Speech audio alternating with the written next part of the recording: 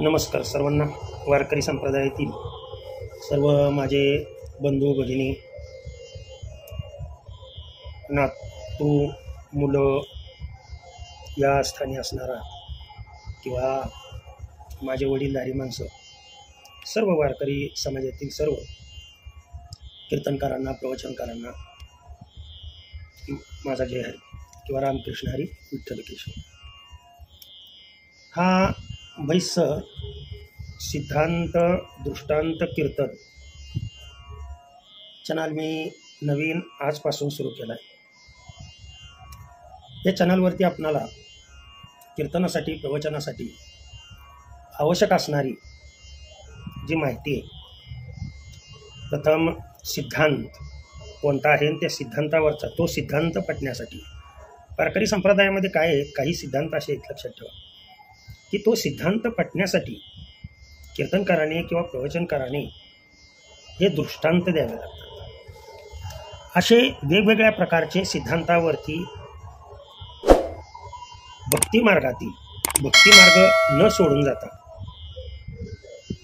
वेगवेगळे दृष्टांत, मग ते पुराणातले असतील, सिद्धांत ज्ञानेश्वरीमध्ये असतील किंवा गाथ्यामधील असतील, सर्वांच्या गाथ्यामधील असतील. गाथा फक्त आपण एकच म्हणतो, तुकोबारायांचा गाथा, परंतु प्रत्येक संतांचा गाथा आहे. त्या गाथ्यामधील प्रत्येक जवळजवळ माझ्या जे 50 वर्षाच्या आयुष्यामध्ये जे मी अनुभवलं,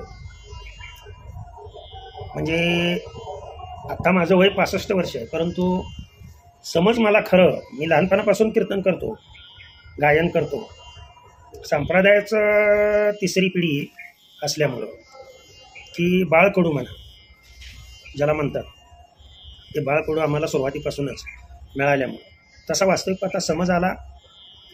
15 वर्षानंतर चांगलं समजायला लागलं आणि कुठल्या ओळीचा अर्थ काय आहे किंवा निश्चित माऊलींना किंवा तुकोबारायांना काय म्हणायचं आहे हे कळू लागलं.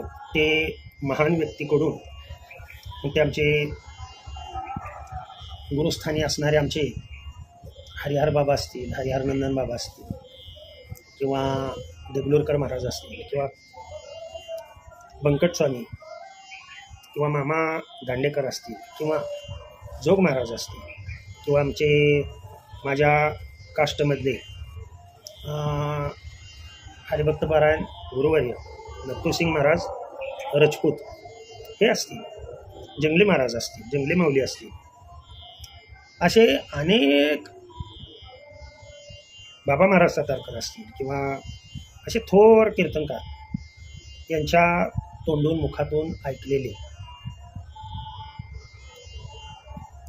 खूप जण आहेत की ज्यांना मी अगदी जवळून पाहिलं, ज्यांची कीर्तनं मी जवळून ऐकलेली.